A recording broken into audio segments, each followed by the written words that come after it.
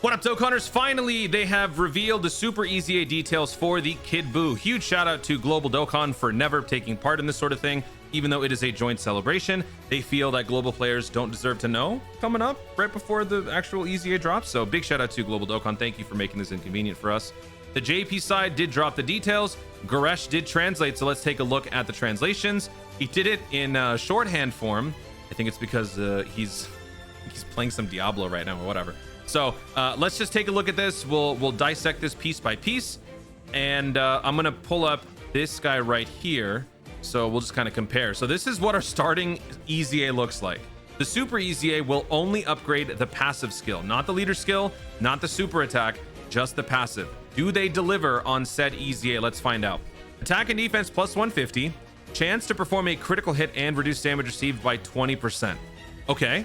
So he's already got a backbone to start. That's really good because that was one of his main issues as a supporting character, no less. Dude supports and he has no means of survival. So this is a good step in the right direction. Getting a crit is interesting. 20% chance to crit. So that makes me think they're trying to get him to do some damage.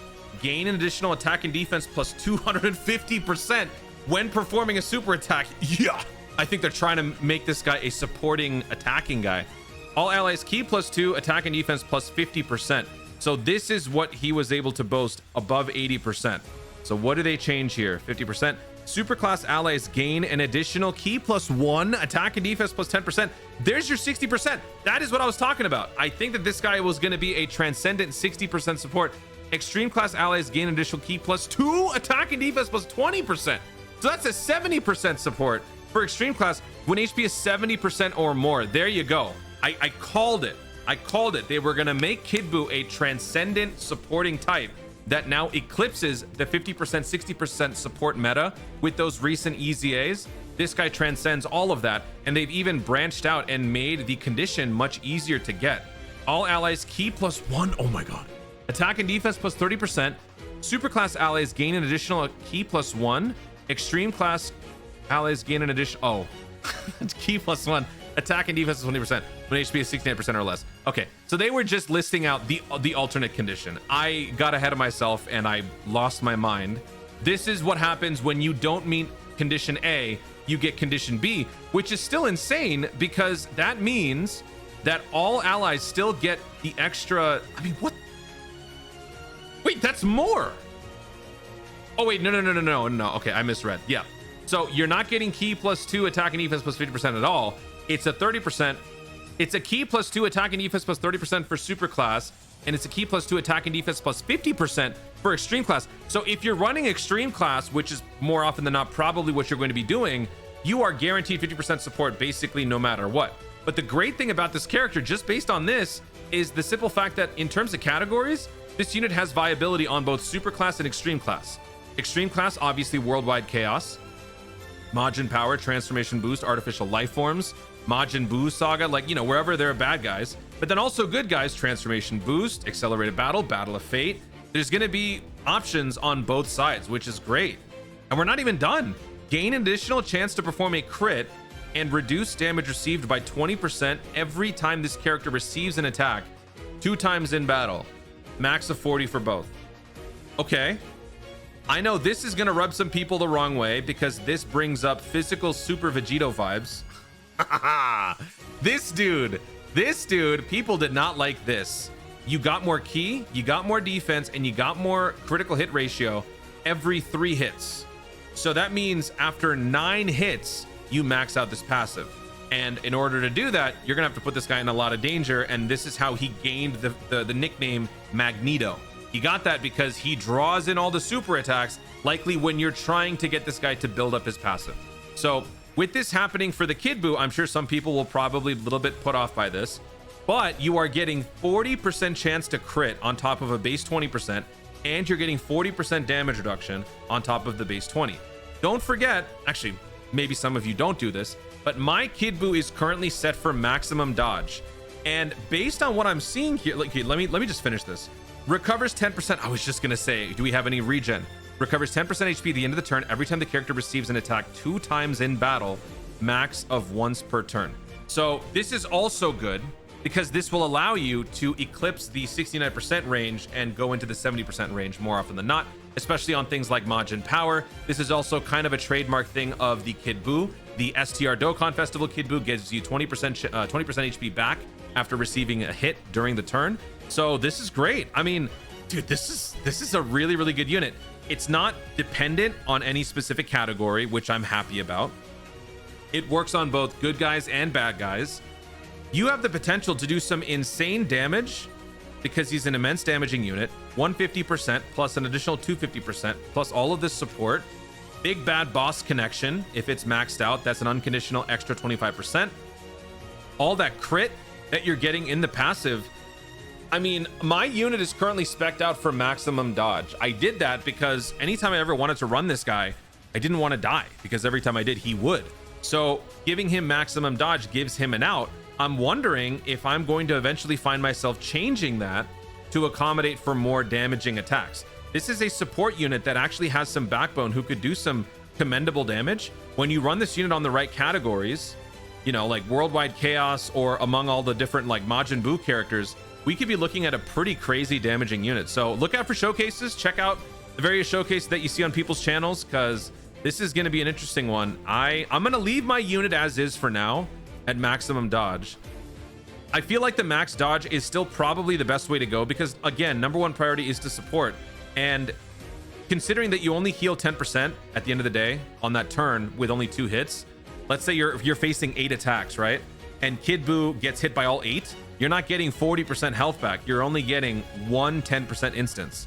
So for every 2 hits. So after getting hit 8 times, that's 4 instances of getting hit twice, but you're still only gonna get 10%. So I feel like, with all that said, I think I'm still gonna keep my 6 additional and 27 dodge build. I think that's better, but we'll find out. That's what showcases are all about. Let me know in the comments what you think about this EZA.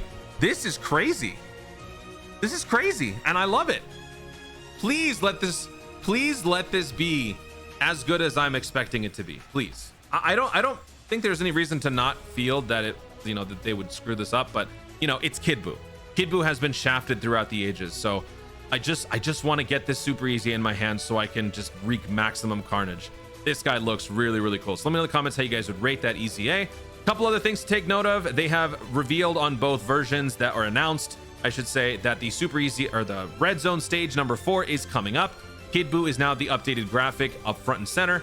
Buhan has been moved to the side. So there will probably be a new category type mission for this one, just like with Powerful Comeback on the Buhan. So look out for that. We'll see what sort of stark contrast there is between Global and JP in terms of the categories, units, and different, you know, options and whatnot. What else do we have here? So that was it for the Global side as far as oh no, Global also has the announcement that the Extreme Super Battle Road and Super Battle Road are coming up. So we've got Android Cell Saga for Extreme Super Battle Road and then Heavenly Events, I believe, for Super Battle Road. So both are coming up. That's for Global. For JP, they also talked about the Super EZA. They said preparations are starting on Monday, which is the day after the maintenance. So their maintenance is set to happen earlier than that. I'm a little confused as to the timing here, because here it shows 9 a.m. to 1700, which is 5 p.m. on Monday. I think this might be JST. Maybe that's what it is. So yeah, I think that's what it is, because they are 17 hours ahead, right? So if you add 7, yeah, so this pretty much lines up. So on the 19th, which is today, at Global's daily reset, JP goes into maintenance, and then JP is down for maintenance for 8 hours. So during that time, they will not only be providing the Kid Buu details and, you know, all the assets for Kid Buu, but they will also be implementing version 5.20.0 update. Now this matters, because for those of you who are not aware, the road to full synchro has a lot of major updates that are coming up on both versions of the game. Also, some people should be noting that there are some minor differences in terms of when some of these updates will be implemented. So first things first, on the Global side, it shows, well, first of all, we've already done this, right? Updates to Awakening, Super EZAs, done. Quest mode, Dokkan UI updates, all that stuff, done. Now we are in the May to June block here. Worldwide events been taking place. That's what Golden Week has been. We still have yet to receive any updates or notice regarding this, unless we could already say that some of this has been implemented in terms of like the territory skills. Actually, that is new, so I guess that kind of already covers this to an extent. But the fact that they're expanding upon this and saying it's damage boosting skills, attack and defense changing skills, and more will be coming, I would like to think that more stuff is coming with this.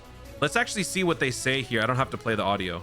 We'll mainly focus on boosting enemy skills. We want to create an environment where each character can be used depending on various situations. We kind of already caught a glimpse of that in the first stage of the Babadi's Forces Red Zone.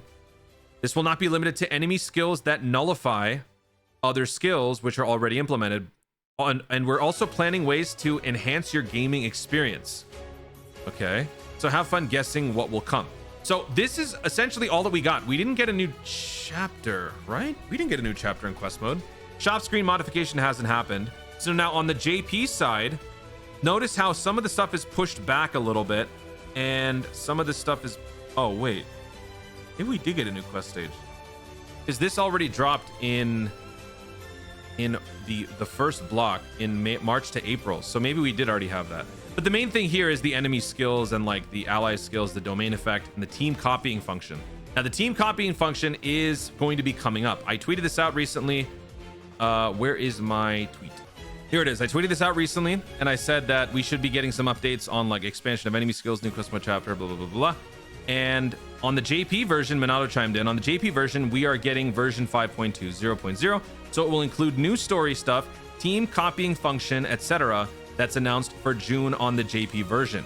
So the team copying function on the global side was shown in that Saiyan Day info dump, the Dokkan Now. They showed this. So maybe we get some update on this soon on the global side, but JP is for sure getting it. So there might be a little bit of a difference coming up as far as how exactly they implement this stuff.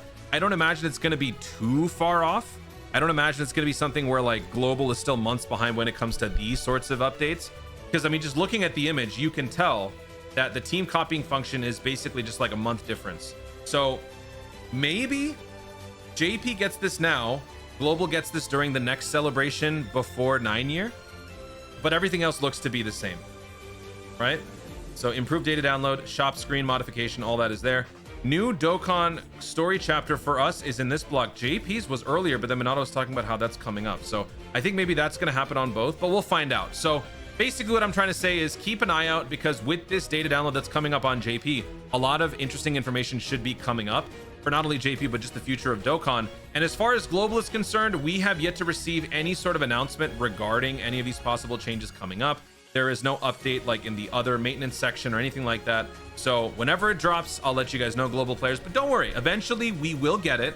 We still have, you know, like, let's give them the benefit of the doubt. They said full synchro will be happening around summer. So as I've been saying, the maximum distance that it could be between now and around summer is the end of summer, which is worldwide download. So between now and then, however they want to hand out this information and update us and all that stuff, let them do what they want to do. Just let them cook. If it's weird, if it's unorthodox, whatever, this will be the last time that they do this sort of weird thing, I would imagine. And then once we're all synced up, all will be good. So JP players, we are looking forward to seeing what you guys get. Global players, we will sit back and wait.